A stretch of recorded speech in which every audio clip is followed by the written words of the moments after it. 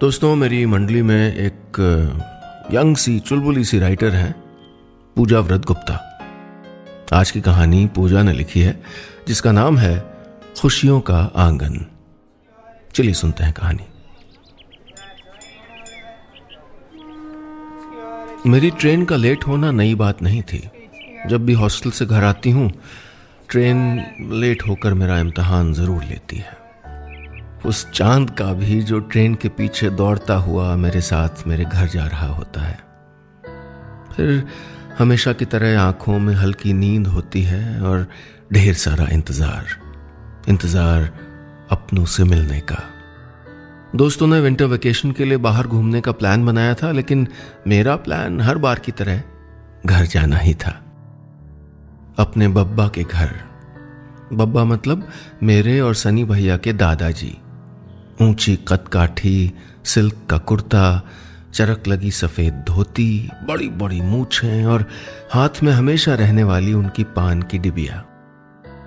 हमारे बब्बा की पहचान इस रूप से ज्यादा उनके रौब और अकड़ से थी। रौब जो बात बात में उनके चेहरे से झलकता था। शायद यही वजह थी कि लोग उनको मोहल्ले का दरोगा कहते थे। आस पड़ोस में कोई झगड़ा हो, कोई कलेश, मामला सुलझने बब्बा के पास ही आता था।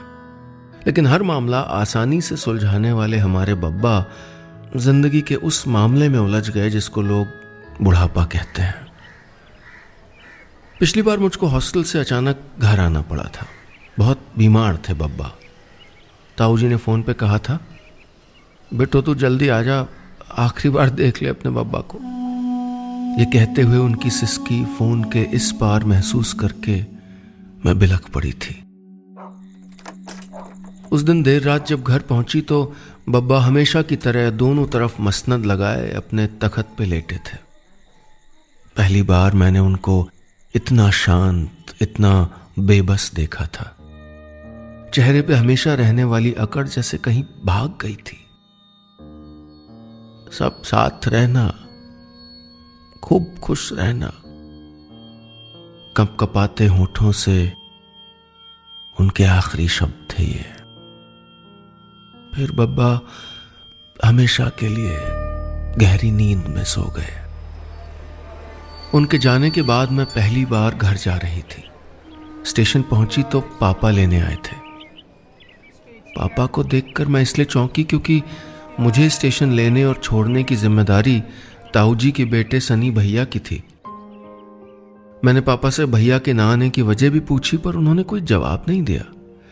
स्टेशन के बाहर निकलते ही रिक्शे वाले को आवाज लगाई और मेरा सामान रिक्शे में रखकर मुझको बैठने का इशारा किया। फिर पूरे रास्ते बिना कुछ कहे बस इधर उधर देखते रहे, जैसे कुछ छुपा रहे थे पापा। बहुत अजीब लगा था मुझको। पहली बार सनी भैया का मुझको लेने स्टेशन नहीं आना और मेरे 5 महीने बाद घर आने पे भी पापा का ये रुख। कोई तो वजह थी, कुछ तो हुआ था। मैं घर तो आ गई थी, लेकिन न जाने क्यों वो खुशी नहीं हुई जो हर बार होती थी। तब जब भैया मुझे स्टेशन से सीधे घर लाने के बजाय गट्टू हलवाई की रबड़ी खिलाने ले जाते। घर पहुंचते ही बड़ी माँ मुझको भरी आंखों से ऐसे चिपका लेती जैसे मैं घर आई नहीं, घर से जा रही हूं। और ताऊ जी, वो मेरे आने के इंतजार में आंगन वाली आराम कुर्सी पे सर टिकाए तब तक बैठे रहते जब तक मुझे देख नहीं लेते थे। बिट्टो, तेरी ट्रेन लेट होती तो मुझको चिंता के मारे नींद ही नहीं आती। फिर आज कैसे सब सो गए थे। मैंने इधर उधर देखा। पूरे घर में अजीब सा सन्नाटा पसरा था। न तो बड़ी माँ दिखाई दी, न सनी भैया, न ताऊ जी। आंगन के उस तरफ से कोई रोशनी भी तो नहीं आ रही थी। मैं माँ से कुछ पूछती, उससे पहले ही उन्होंने मुझसे घर में फैले इस सन्नाटे और अंधेरे की वजह बता दिया कि अब पहले जैसा कुछ भी नहीं रहा। और इस घर में यह बदलाव तब आया जब कुछ दिन पहले खाने की टेबल पे एक छोटी सी बात से शुरू हुई बहस पापा और ताऊ जी के बीच दीवार बन के खड़ी हो गई। बहस घर का पिछला हिस्सा बेच देने को लेकर शुरू हुई थी। पापा ने ताऊ जी को राय दी कि घर का पिछला हिस्सा जहां बब्बा की पुरानी बैठक थी उसे बेचकर बाजार में एक और दुकान ले ली जाए। कस्बे में नया मार्केट बना था जहां दुकानों की नीलामी हो रही थी। जगजीवन राम एंड सन्स की एक और दुकान खोलना चाहते थे पापा, लेकिन पापा की इस सलाह में ताऊ जी को उस दिन कुछ और ही नजर आया। वो चिल्ला के बोले, बैठक वाला हिस्सा बेच दे? बब्बा की बैठक का? तेरा दिमाग तो खराब नहीं हो गया छोटे? लेकिन दादा, बब्बा भी तो ये चाहते थे कि कारोबार में तरक्की हो, और फिर अब बब्बा है नहीं तो उस बैठक वाले हिस्से का क्या होगा? वैसे भी वो घर से बिल्कुल अलग है। पापा इससे आगे कुछ और बोलते कि ताऊ जी ने उनको कस के फटकारा। बब्बा के रहने तक तो तेरे दिमाग में ये बात कभी नहीं आई, और उनके जाते ही अचानक तुझको कारोबार बढ़ाने की चिंता हो गई। साफ साफ क्यों नहीं कहता कि तुझको अब अलग दुकान चाहिए? अलग दुकान? ताऊ जी की सोच ने पापा को एक पल में झूठा और पराया बना दिया था। पापा को एहसास था कि बैठक के हिस्से को बेचने की बात कहकर उन्होंने गलत किया है, लेकिन उसके बदले ऐसा इल्जाम, ये बात उनको बर्दाश्त नहीं हुई, जिसका नतीजा ये हुआ कि पापा ने मां को साफ साफ कह दिया कि अब वो बड़ी मां के साथ खाना नहीं बनाएगी। एक छोटी सी बात ने घर के चूल्हे अलग कर दिए थे। बचपन से ही अपने घर के इस आंगन में मैंने बहुत सी लड़ाइयों को सुलझते देखा था कि कैसे बब्बा संस्कारों की दुहाई देकर टूटते घर को भी जोड़ देते थे। लेकिन आज उनका अपना घर ही टूट रहा था। ऐसा ही रहा तो बंटवारा होगा।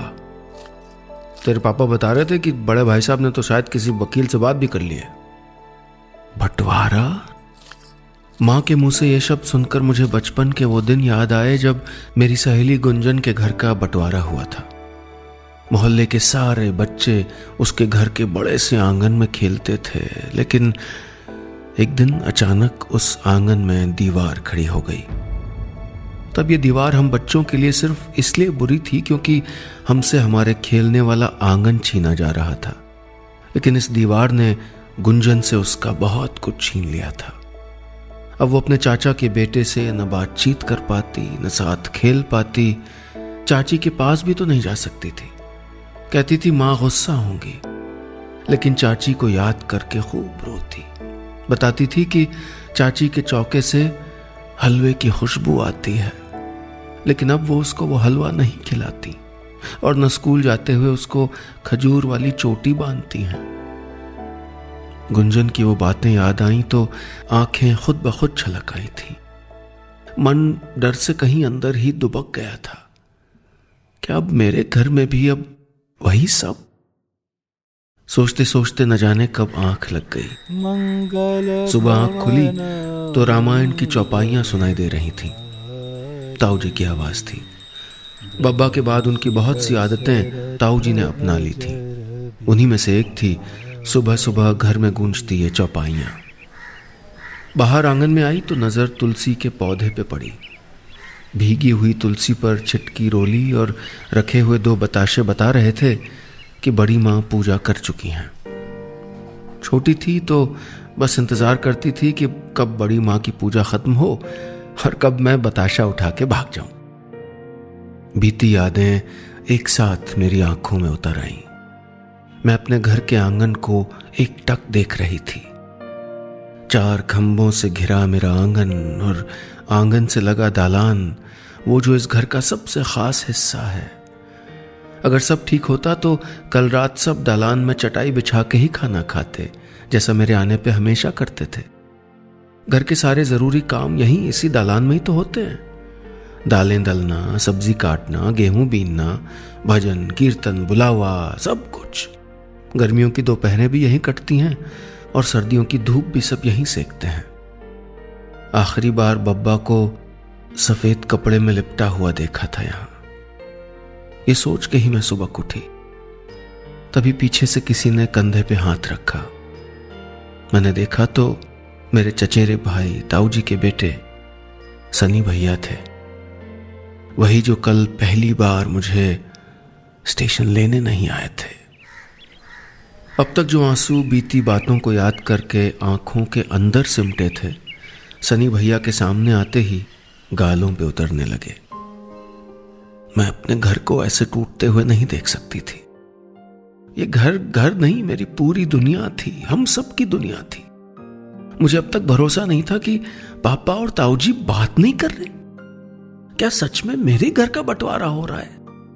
मैं भैया से सब पूछना चाहती थी, लेकिन सबसे पहले मैंने यही पूछा कि उन्होंने मुझको फोन पे ये सब क्यों नहीं बताया। क्या बताता चीनू कि पापा और चाचा बात नहीं कर रहे? बताता तो उसी दिन घर पे आ जाती। मैंने चाची को समझाया था कि तुझको अभी सब नहीं बताएं।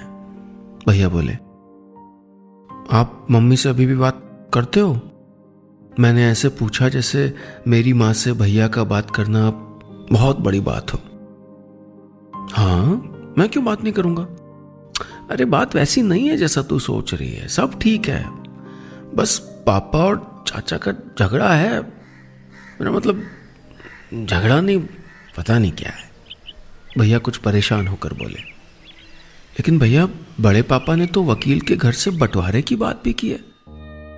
मैंने उदास होकर कहा, तो चाचा ने भी तो नए मार्केट में दुकान बुक करा दी है। भैया मजाकिया हंसी हंस के बोले, नहीं अनु भैया, अगर ऐसा होता तो मां मुझको जरूर बताती। मैंने उनको भरोसा दिलाया, वही तो चीना, न तो पापा ने घर के बंटवारे के लिए किसी वकील से बात की है और न चाचा ने नए मार्केट में दुकान बुक की है, लेकिन अफवाहें हर तरफ यही हैं। जानती है क्यों? क्योंकि बाहर वालों को ये अफवाहें उड़ाने की हिम्मत उन दोनों नहीं दी है। जब सबको दिख रहा है कि बड़े छोटे आपस में बात नहीं करते, साथ साथ दुकान नहीं आते, तो वैसे जानती है, जब से तू आई है पापा 50 बार मम्मी से पूछ चुके हैं कि वो तुझसे मिली कि नहीं। उन्हें पता था मैं आ रही हूं? मैंने चौंक के पूछा। हाँ, चौकी से बेसन भुनने की महक जो पूरे घर में उड़ रही थी। अब इस घर में बेसन के लड्डू या तो तू खाती है, बब्बा खाते थे, इसलिए पापा ने तो रात को ही कहा था कि लगता है बिट्टो आ रही है। भैया बोले तो मैंने चैन की सांस ली। मेरे मन में बैठा वो डर कम हो गया था, जिसने मुझे कल रात से ऐसे जकड़ रखा था कि जब मैं सुबह उठूंगी तो इस घर में मुझे पहले जैसा कुछ भी नहीं मिलेगा। लेकिन ऐसा नहीं था। रिश्तों में खिंची ये दीवार अभी इतनी ऊंची भी नहीं हुई थी कि आर पार कुछ दिखाई ही ना दे, लेकिन उसके ऊंची होने के पहले ही हमें उसे गिराना था। मैं और भैया आज फिर अपने घर की छत पे बनी उस पटिया पे बैठ गए थे, जहां बैठकर हमने अब तक न जाने कितने प्लान बनाए थे। स्कूल में मेरी उस सहेली को मजा चखाने का प्लान जो मेरा टिफिन खा लेती थी, भैया के उस दोस्त को सबक सिखाने का प्लान जो उनको अपने साथ क्रिकेट नहीं खेलने देता था, कम नंबर वाले रिजल्ट पर पापा के झूठे सिग्नेचर बनाने का प्लान, बाहर जाकर कॉलेज में पढ़ने के लिए बब्बा को मनाने का प्लान, और हाँ, आखिरी प्लान हमने भैया को नई बाइक दिलाने का बनाया था।